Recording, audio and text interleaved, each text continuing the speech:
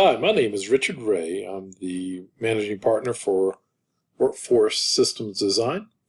We're headquartered in Greenville, South Carolina, but have offices in Atlanta, Georgia, Dallas, Texas, and Washington, D.C. in order to meet client needs. I'm going to be talking with you about HR analytics, the 10 HR analytics that leaders should know.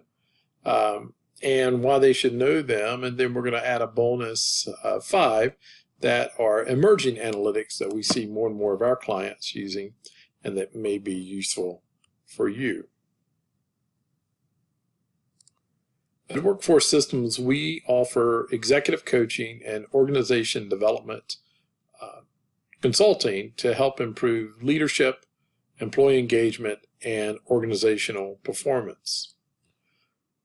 Our partners put together this presentation on HR analytics because we continue to hear people talking about HR analytics, data analytics, human capital analytics, workforce analytics, and so forth. And we wanted to help our clients understand a little bit about how we measure things and whether or not we're measuring the right things. Presently, most organizations will measure how well their finances are, their operations are, and they'll use financial and decision science systems to do this. But there's also a lot of intangibles that we're not measuring or not measuring effectively, and it's just guesswork. And so data analytics allows us to formally begin to measure those intangibles and try to develop a way to get them onto a balance sheet so that we can assess value.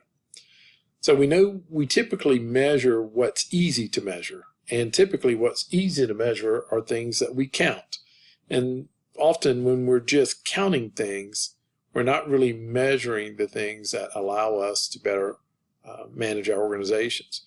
So we try to put that into context of what are the right things that we need to be measured, and how do we know how to measure those things. Before we dive too deep into what data analytics is or isn't, let's talk about the 3 disciplines that shape data analytics: computer science, mathematical science, and management science. It makes sense that if you're going to be talking about something that collects a lot of data, you're going to be talking about software engineering and machine learning and database management. It also makes sense that you're using statistics and computational mathematics and data information science and numbers theory from mathematical science. But we also need to make sure that we're including disciplines from management science such as finance, economics, accounting, those quantitative areas of management science, and also looking at how we measure things in marketing and human resources and even ethics. A colleague of mine who is a sports management professor always says yes, and make sure that you know that sports management people have been using analytics for a long time in measuring baseball performance and basketball performance and other entertainment activities. So let's understand some key data and key terms in data analytics. First, most people know what structured data is. They don't know it as structured data, they just probably know it as data. These are the spreadsheets and tables and columns and documents that we see every day that tell us about the history of our firms. It's usually only accounts for 20% of all organizational data. That means that when you make that big decision, when you look at that new hire, typically you're only using about 20% of what you know, or you only have access to about 20% of what you need to know in order to make those decisions. Again, we typically don't call this structured data, we just call it data. Data scientists and data engineers will often call it data or traditional data. Unstructured data, this is the real important aspect of data analytics. This represents all those emails and wiki pages and websites and emails and all the information that comes into your organization and some that comes into your competitor's organization. It's spread out over multiple databases and sources, and it's a huge component of what we usually call big data. Big data it's been a buzzword for a long time, plain and simple. And essentially, it's not just about how big or how large or verbose it is. What we're looking at is how much data there is. We talk about that in terms of volume. How fast it's generated and how fast we can process it in terms of velocity.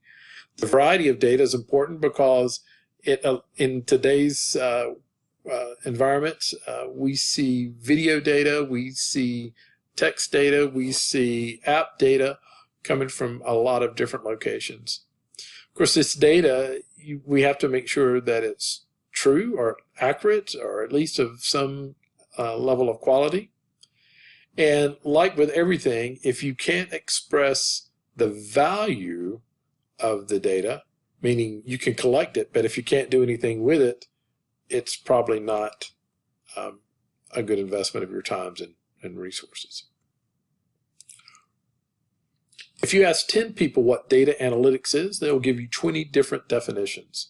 And so for the rest of our discussion, I'm going to give you a definition that we formed with a group of physicians and healthcare leaders back in 2014.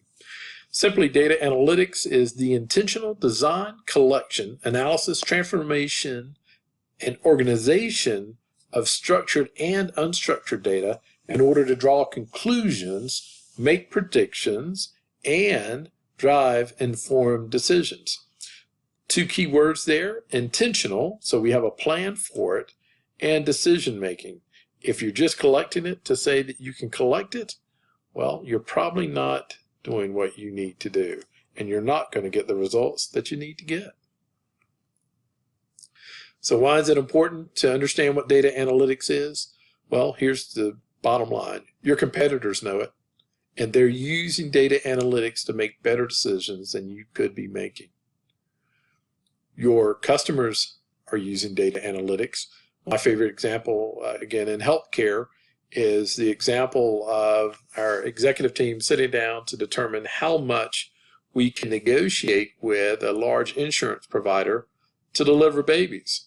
We think it's a certain amount, and we give that amount, and we were shocked when the insurance company was able to come closer to the amount that it actually cost to deliver a baby in our hospitals than we actually did. And so if you don't understand and you don't have a way of managing all the structured and unstructured data, your competitors, your vendors, your suppliers, they're going to figure it out, and you're going to be at an economic disadvantage. And again, only 80% of what's out there is being processed by our structured data management systems. So we have to have a way of capturing and processing that other 80%. A little more background on data analytics. Not all data is equal. Typically, organizations will collect descriptive analytics or descriptive data, and this tells them what has happened in their organization, maybe what is happening in their organization. Think about this as simple measures and counts. Then there's diagnostic data and analytics that tell us why something happened. For most organizations, this is as sophisticated as they'll ever get. They'll know that they can measure what has happened and why it has happened, and they'll attempt to make decisions based on that. Now, the truth is, again, it only helps you make a certain type of decision.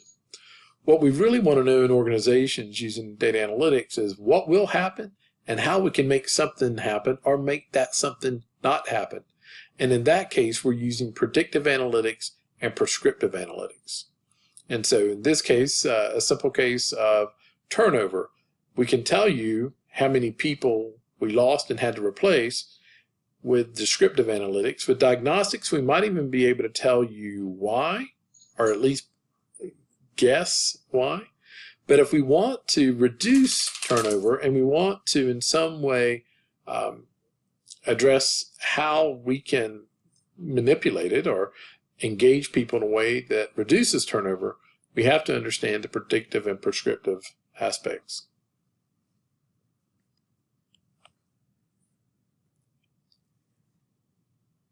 There's a lot of methods that people use in data analytics. Here's just a few. Regression analysis. This allows us, again, to predict and understand better what variables are impacting our decision. Factor analysis is another way of looking at data sets, grouping them into smaller data sets, and so that we can discover unhidden aspects. Cohort analysis, Monte Carlo simulations, and time series analysis are other ways that people use, or other methods people use in data analytics to get to better decisions. And the last piece of background information on data analytics we'll understand before we move into HR analytics is the different roles or the different types of data experts. There's data scientists, and this is about 15% of the data analytics role. These are people who can look at all this messy, unstructured data, and they can start to create machines and algorithms that will help you understand what it is. This is where we're seeing the most impact with artificial intelligence. And we think it's going to continue to be important over the next year that data scientists are used and understood for their value in the data analytics process. Data engineers, these are the people who are actually building the pipelines and infrastructure for how data flows. They're building the rules and the processes, and they're actually creating an environment for data to move in and out of your system and actually move from your system to other systems. Data translators, these are very important folks. In most consulting firms, you can almost think about these as engagement managers. They know what the client needs. They know what happens on the manufacturing floor. They know what happens in the hospital.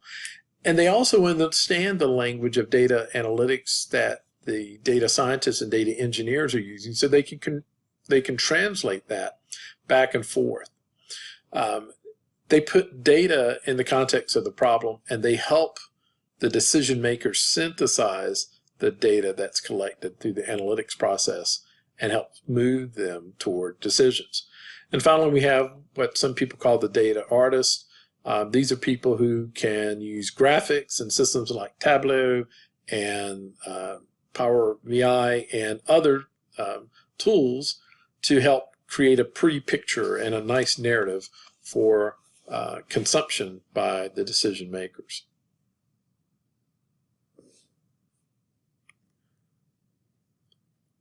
So now let's move into HR analytics. These first 10 HR analytics are the ones that we see more and more organizations using: headcount, turnover, diversity, compensation, total cost of workforce, spans and layers, employee engagement, talent acquisition, learning, and workforce planning. So take a moment. Are you using these already? If you are using them, are you using them correctly? We're going to spend the next 10 or so minutes just giving you a high-level overview of these. And as we go through them, just take notes about whether or not you're actually using these and whether or not you're collecting descriptive information that's telling you what's happening, diagnostic that's telling you why it's happening, or if you're sophisticated enough that you're using your metrics around headcount and turnover and so on to actually predict and prescribe what you need to do in the future. Headcount is simply the number of people you need at any given time to get the work done. It tells you if you've got enough people to accomplish your goals. It allows you to measure and forecast the number of people and who you need to complete activity. If you're not on top of it and how it's changing, then you're going to miss a really important opportunity, and HR people are going to be lost in the sense that they're not going to know what the operation folks need or who the operation folks need to get the work done each and every day. Some common headcount metrics include permanent headcount, temporary headcount, contingent. This lets you know if you've got enough people or if you need to flex your employment headcount in order to meet customer demands or production needs. Salary band is another that we're seeing more and more people use. And many organizations are trying to use ratios as a way to manage full-time and part-time employees. So this allows you to better manage who you have and the number of hours you have working on each project. Turnover is one of the analytics that we have been using for the longest time. Viser.com actually suggests that for every time you lose an employee, it costs you 1.5 to 2 times that employee's salary in order to get another employee up to speed. So why do you need to track it? It can let you know what's going on as far as your replacement costs and lets you know the expense related to that. It can also be an indicator of trouble areas that you might have in different units or with different managers. Voluntary turnover can also help address things like turnover contagion. So for instance, a new employer is coming to town. They offer different benefits. It allows you to get a heads up on what you need to adjust in terms of your turnover. It also can help you plan for future projects, knowing that if you expect a certain turnover, you need to plan and adjust your workforce projections accordingly.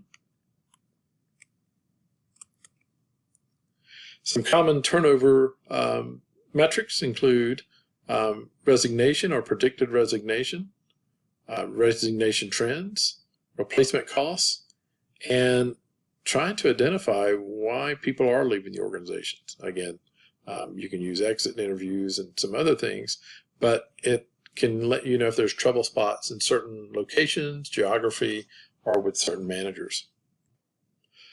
Compensation is important because it's the monetary value of benefits and salary and other things that we offer to employees for them to engage our organizations. If you're not tracking it, you might miss reasons why people join and leave an organization. It typically is ranked in the top 5 as far as reasons people join or leave the organization. It also helps you align your employee engagement and compensation strategies with what the market requires. And it can also be an indicator of helping you identify equitable situations related to age, gender, race, and so forth.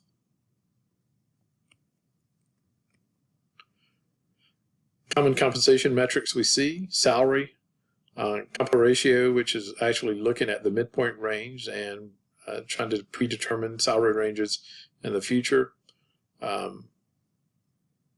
Range penetration, this lets you know how people are compared to similar positions in other organizations as well as within your own. And then as people use more and more grade or band approaches to have flexibility around salary, it allows you to look within certain positions to determine what the compensation is and perhaps what it needs to be adjusted. I'm glad to see more employees and more employers looking at the total cost of workforce. This is a really neat analytic that allows you to combine HR, finance, and market data to determine how your workforce looks compared to others. How expensive is your workforce compared to others? We see people trying to include even things like taxes, facilities, remote opportunities, and geography and location as a way to predict what the workforce actually costs.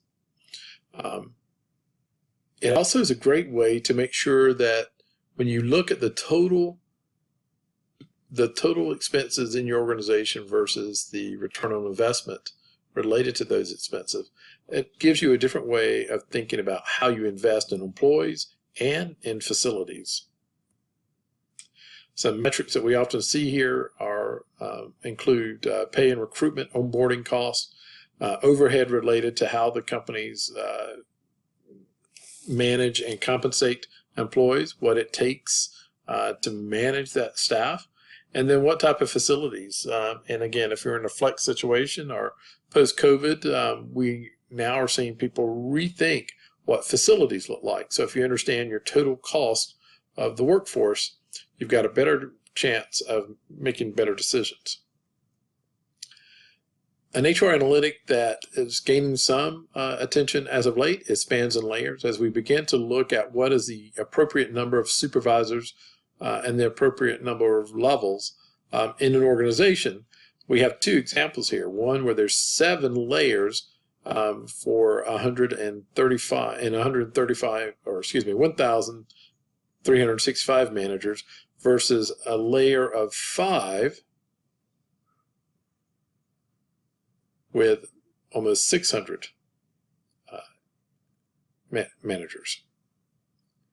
So essentially, you're trying to manage the same number of employees, but this is probably a more effective and more cost-effective supervisory model.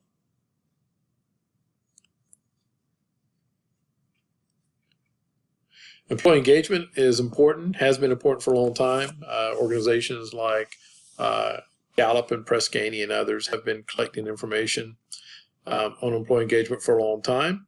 It's gotten more sophisticated over time, and we're now looking at employee engagement data as a way to measure connectiveness and even belonging or inclusion. And so it becomes more and more important to know how your employees are doing. It also helps us track things like burnout and manager effectiveness, workload, safety. It can also help us understand the lack of engagement, which could be a driver of turnover or even lead to safety. Again, in the healthcare example that we used earlier, if you have got 10 to 15% of your nursing workforce feeling engaged or less engaged, and you take 10% of that workforce leaving the organization, not only are you dealing with employee engagement and satisfaction and burnout, you're also potentially dealing with quality and life issues. So it's important to track those things. And here's some of the ways that people track it, or I should say, measure.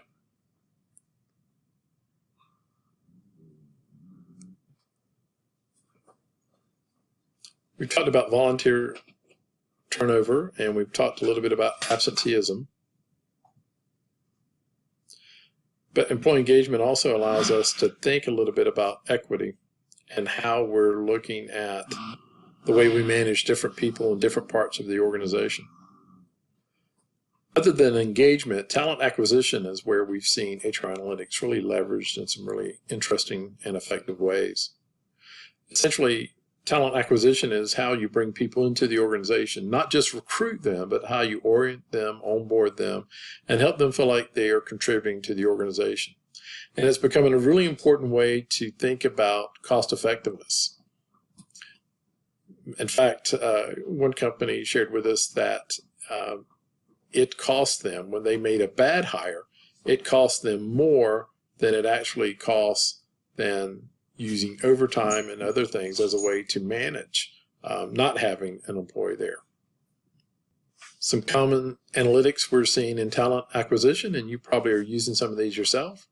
Revenue per employee, quality of hire, performance, new hire failure rate. We see this again in hiring new nurses and just the impact it has on the organization. Diversity hires, identifying how we're measuring different people or how effective we are at measuring different people from different life experiences. Another favorite HR analytic is learning and development. We're seeing more and more people who say that they either changed jobs or selected a new job based on whether or not they thought that they were going to be developed in an organization. In fact, 32% said that they would change jobs if they could earn new skills.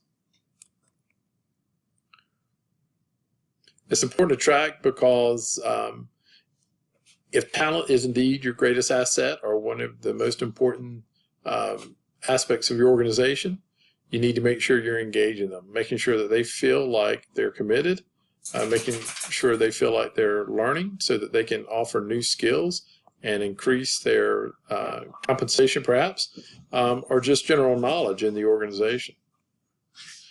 Some of the common metrics we're seeing is just an identification of whether or not people are attaining new skills or being given a chance to learn new skills. We're also seeing people track their career development as a relationship to what they're learning. The use of HR analytics in workforce planning is not new. I, psychologists and psychometricians and econometricians, have been trying to predict what roles are going to be needed in what organizations and what industries for quite some time. A lot of this is done in terms of gap analysis, but there's also an increasing trend to link certain workforce planning goals to organizations' strategy and planning.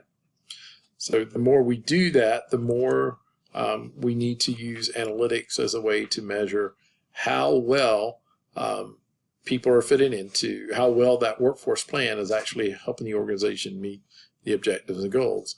We can monitor things like absenteeism, attrition, turnover rates, and proficiency for new hires.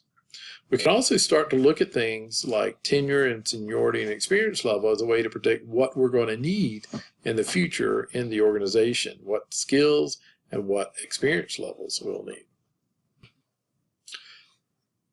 Diversity is an area that we're seeing more and more people apply or attempt to apply HR analytics to. It's a challenge because we're dealing with things that sometimes it's hard to measure. But we do know that 76% of employees and job seekers said that diversity was important when they considered a job offer, especially if you're in a population that's underrepresented in that organization. We're looking at everything from gender, race, ethnicity, and age, but we're also trying to determine how well people feel like they belong in an organization. Because we know the more people feel they belong, the more likely they are to be engaged. The more likely they are to be engaged, the more productive they're likely to be. The more productive they are, the more likely they are to be with the organization for a period of time and contribute to innovation and growth of that organization. Most organizations that have poor track records in this area are finding it even more important to develop HR analytics that can help them measure the effectiveness of it. And we see this in a number of ways. People just counting to the point of people trying to measure, use other HR analytics and look at them or cut them across different things like gender and industry and race as a way to see if there's any indication that equity is existing throughout the organization.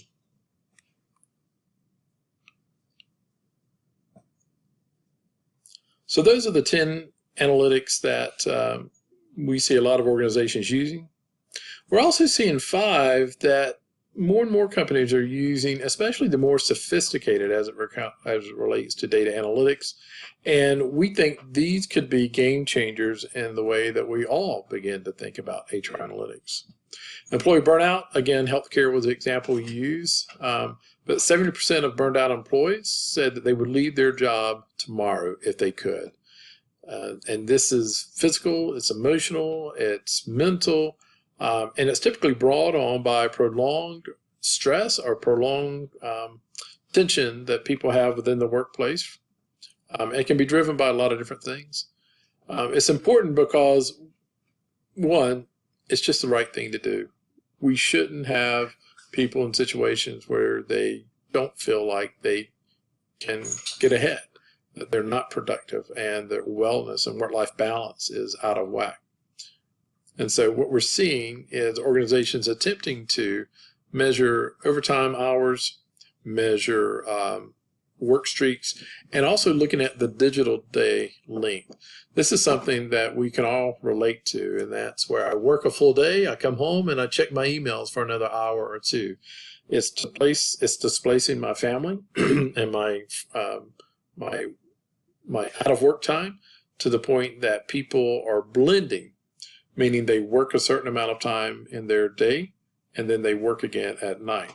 And that does lead to some extraordinary burnout situations. Employee productivity is another new analytic we're seeing people use. Essentially, they're trying to identify if people can perform at a higher rate of productivity given the same amount of time and the same number of people working. Engaged employees are typically 21% more productive, so there's that relationship again with employee engagement. We also see that employees that are more productive are also more likely to show up and engage, less likely to be absent, and less likely to turn over. And in organizations where you have a lot of inventory, you see a lot less theft.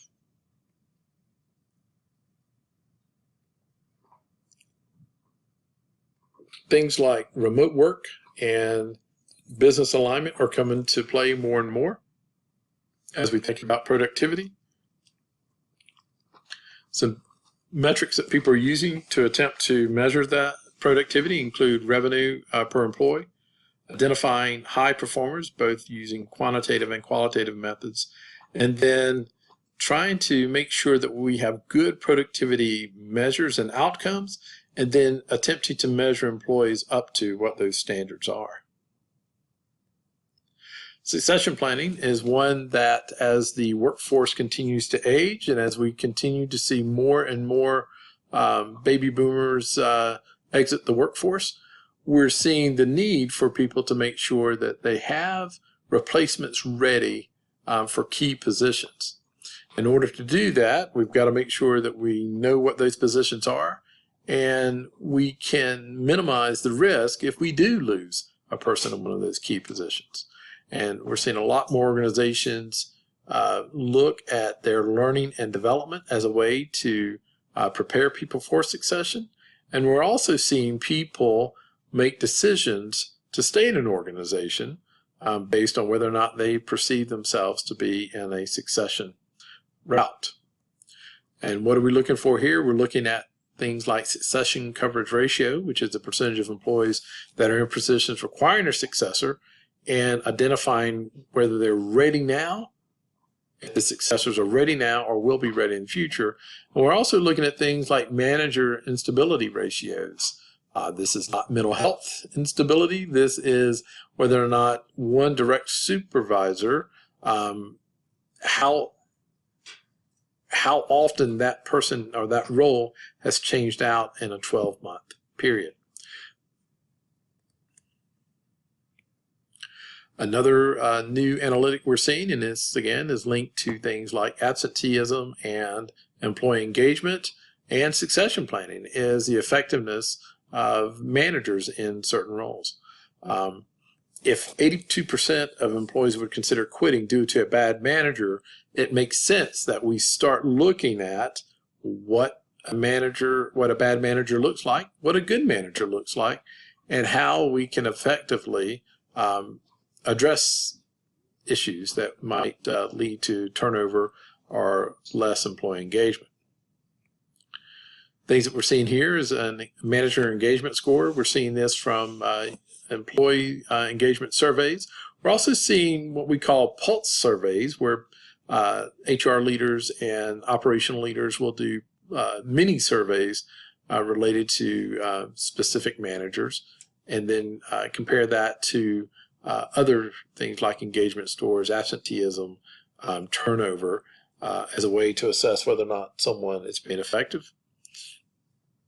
We also are looking at measures around resignation and promotions.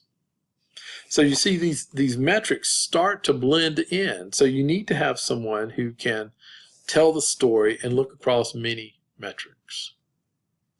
Another metric that is kind of fun, we don't see as many people using this, but we do see people talking about it in an anecdotal way. And essentially, these are people who are coming back to the organizations. About almost 30% of new hires for Fortune 500 companies this year have worked for that company before. Now, it could have been due to the pandemic, it could be due to economic situations, but about 20% of the new hires in 2021 had already worked for the company that they were onboarding with. That's amazing. So just think about the expense. Why did we lose those people? One would be a question that you might want to ask. But two, what's the cost of losing those people and now bringing those people back in?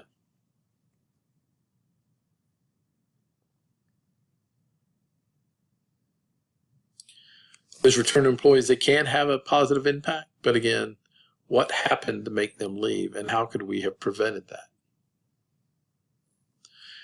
And so this is 3 measures that we're seeing people use as part of their HR analytics model.